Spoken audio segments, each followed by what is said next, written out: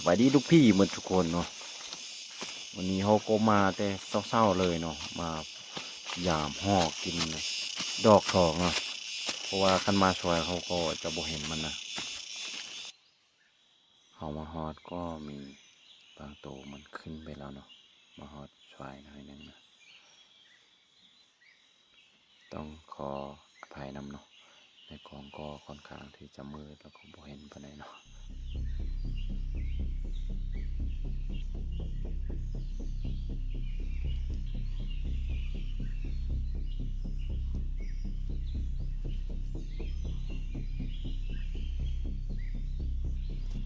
มันเข้ามาหลายตัวอยู่เนาะ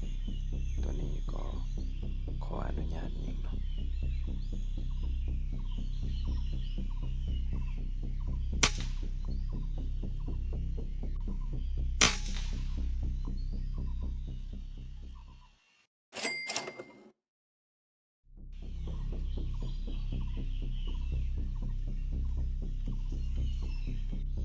พออากาศเริ่มแจ้งก็จะมีนกเขียวเข้ามาเนาะต้องรอเข้ามาหลายตัวอยู่เนาะ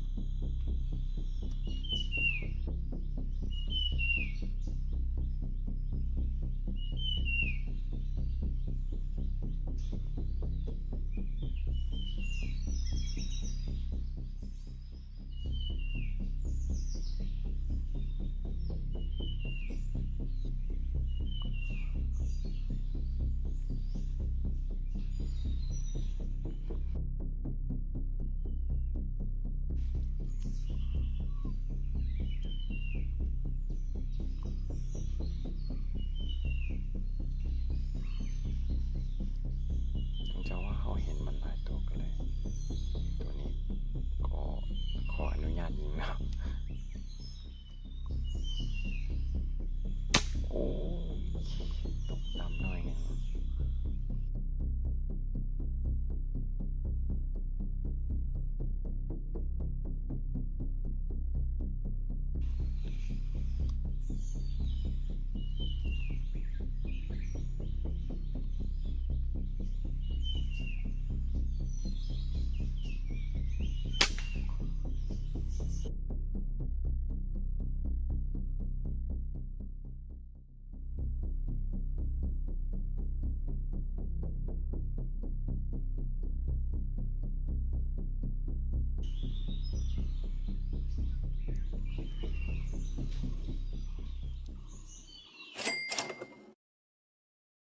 ช่วงก็ยิงตกไป2 ตัวแล้วเนาะหอกตัวหนึ่งแล้วก็นกตัวหนึ่งเนาะ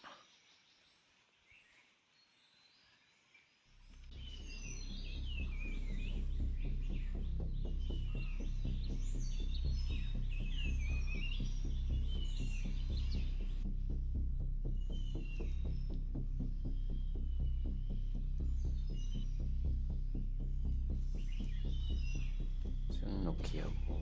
ยังเข้ามาปกติอยู่เนาะซึ่งเราก็คือว่าจับตัวยิงแล้วนะ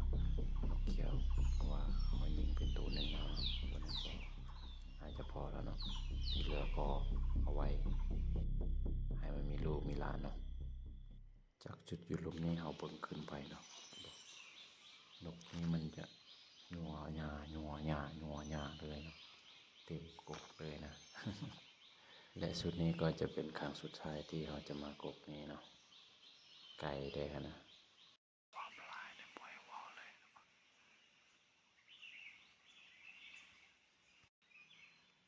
ดอกมันก็ไกลๆจะหมดแล้วเนาะ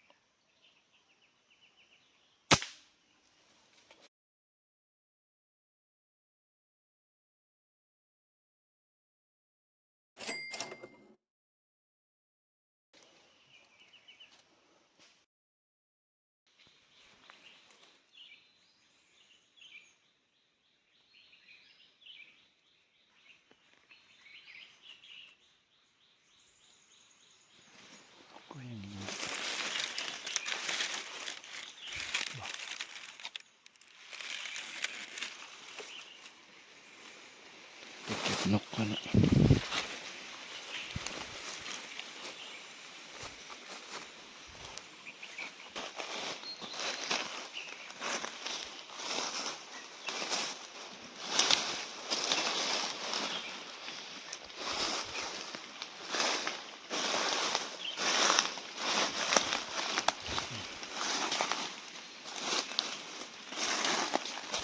ต้นนก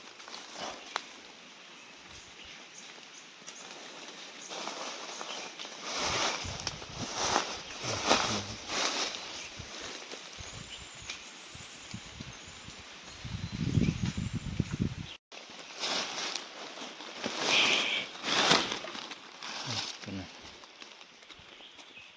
รางวัลมาตอม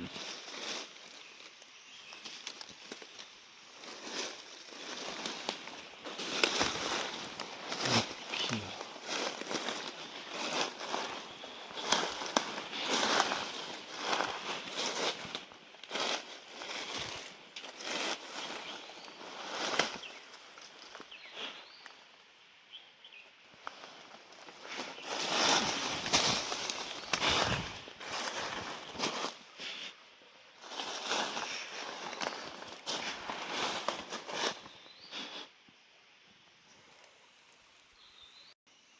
เราไปเก็บนกแต่ว่าตัวหนึ่งซอกไว้เนาะตัวนกเขียวนะมันตกแล้วตัวพวกเขามาซอกไว้